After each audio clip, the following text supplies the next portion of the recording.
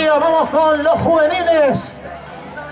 Vamos con el juvenil temporada 2013-2014 del Club de Fútbol Histórico Valencia.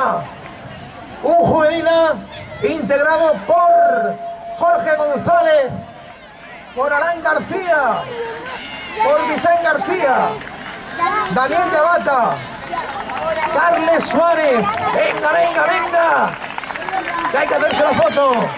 Decíamos Carles Suárez, Ivo Viceró, Alejandro Ramírez, Nacho Carratallá, José Alberto Caña, Roberto Ferrando, Brian Blasco, Kevin Blasco, Alexander Jorge, Pablo Morales, Luis Domingo, Tony Palacios, Fernando Reyes, Abubakar Boukili y Kevin, el juvenil del Club de Fútbol Histórico de Valencia, con el técnico